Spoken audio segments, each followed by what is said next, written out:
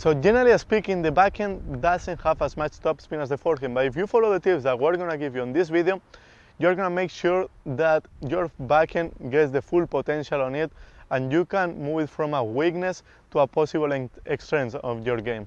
So the first thing that we're going to talk about is the backswing. A lot of people on the backswing, when they take the racket back, you can see them that they show the strings forward. So the same, when we do the backswing, the first part of the movement, the unit turn, we want to put the strings looking to the side fence, because if the string is looking forward, you are going to end up hitting a flat shot, because from here it's going to be so hard to get a spin going under the ball.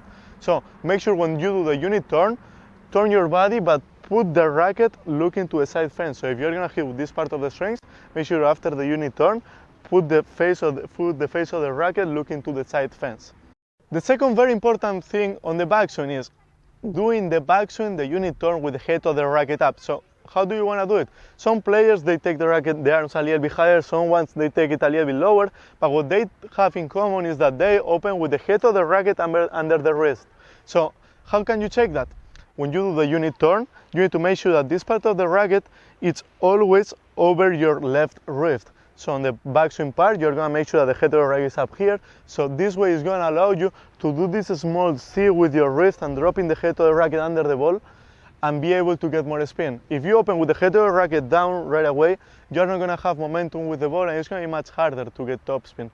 We can see some players, like for example Serena Williams, she opens and she waits right here right away. But that's a way harder technique, and I wouldn't really suggest you to do it. So once you do the unit turn, remember, open with the face of the racket looking to a side fence, and from here you're going to make sure that the head of the racket is up. So after you do that part, you're going to make sure that you drop the head of the racket under the ball. We can see so many beginners players that, yeah, they open with the head of the racket up over the wrist, but from here they try to go straight here. They go really stiff. They are not able to get a spin at all in the ball, and the ball goes completely flat, and so many times to the net, because from here what you're going to tend to do is you're going to tend to go down, and you're going to tend to go over the ball. So the ball goes down and it's so hard to get a spin on it. So what you need to make sure is after you do the unit turn from here, you need to make sure that you do this motion of dropping the head of the racket under the ball, kind of breaking the wrist. You're going to see that how the right wrist here goes, kind of breaks. So you are here, what you're going to do, right before you hit the ball, you're going to drop the wrist, and this way, from this position, you are going to be able to go under and get a lot of spin driving with the left hand. Now the last part that we're going to talk about on the unit turn to be able to get a lot of spin is turning your shoulders and using your legs. So same as the forehand, when you turn, you're going to make sure that you don't show your chest to the opponent. So if I'm turning my shoulders and you can still see my right chest or even the left one, I'm not going to be turning off, and it's going to be so hard to get momentum and use my body to get more spin and get more racket speed on the ball. So you need to make sure when you turn your body, you need to make sure that you are showing your back or your shoulders. So from here, from this position, I'm going to be able to rotate my body and be able to hit the ball way harder. Now also, make sure you hit the backhand using your legs. So most of the backhands that you are going to hit, if we're realistic, is going to be in close stand.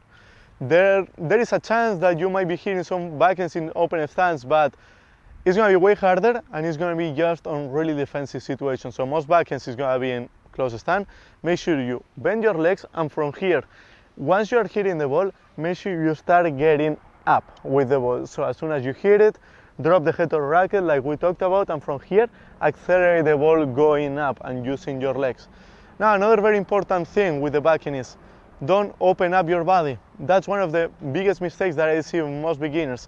They hit the backhand, and before they hit, they are already turning their body like the forehand. So what happens? They end up hitting the ball late, and they don't get a spin at all. They end up hitting very flat. So try to stay a little more sideways. From here, accelerate, hit the ball in front of your body to get the full racket speed, and after you hit, then you can open up the body, kind of following the racket. So if you're not able to get this full body rotation, you can think of like stay sideways until you finish the movement, and after you finish the movement, imagine that somebody's pulling out of your racket. So you finish the movement, and once you finish, somebody's pulling your racket to keep turning your body forward, and this way you can keep transferring the weight of your body forward. Now, the last thing that we're going to talk about is the arm rotation on the backhand. So after you hit, after I get the point of contact, I go under the ball, What I'm gonna do is, first of all, I'm gonna drive with the left hand. Imagine that you're hitting a lefty forehand. That's a way that you can practice the backhand to get more topspin. And after you hit, you're gonna make sure that you turn on this direction. So again, the arm pronates. It's like if you're hitting a lefty forehand, you're gonna do the same, but with two hands. You're gonna hit. The left hand is gonna be the one dominating on this backhand, the one driving the backhand, and after you hit, you're gonna accelerate with the racket up and to the side. Now, make sure when you do that, don't bring the elbows next to your body, because again, the follow through is gonna be shorter, the racket speed is gonna be slower, and you're not gonna be able to get the full topspin backhand on those. So keep the elbows away from your body, and after you hit, make sure you turn your body and finish with the racket up. There are so many players that they hit, and at the last moment they break the wrist here. So what happens? The ball ends up going down. It's the same as the forehand. When you hit and you go down right away, the ball goes right to the bottom of the net. So make sure when you finish that backhand, finish and keep the head of the racket up. And once you finish the motion here, then you can bend the racket and get it down. But the motion really finish it up here with the head of the racket close. Now also, the last thing, on the follow through, make sure you keep the head of the racket close on the follow through. Don't hit and open up on this direction or the ball is going to tend to go up. So hit, and on the follow through you will see that the head of the racket keeps being close on the follow through. Make sure you don't hit, and right after you hit, try to compensate this way to hit the ball higher. If you want to hit the ball higher, the only thing you need to do is go a little bit higher with your racket and with your arms, but make sure you don't open up on this direction. If not, the ball will end up being completely flat and you won't be able to control it. In this back view, you're going to be able to see how do I turn my body and how do I use my legs and I finish up on the other side. So check it out.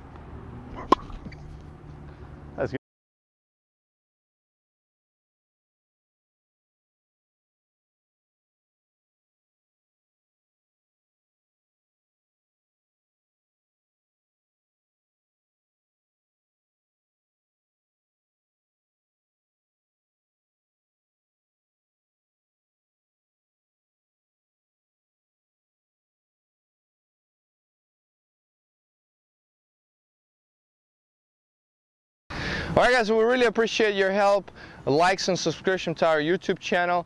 Stay tuned because we're going to create a free course for you that's going to help your game tremendously. So be tuned, always look at the under links below. We're going to post that link for you where you can download that free course and you can learn a lot more in a very specific way, a very detailed way about strokes that can help improve your game. And always like and subscribe our YouTube channel, and thank you guys.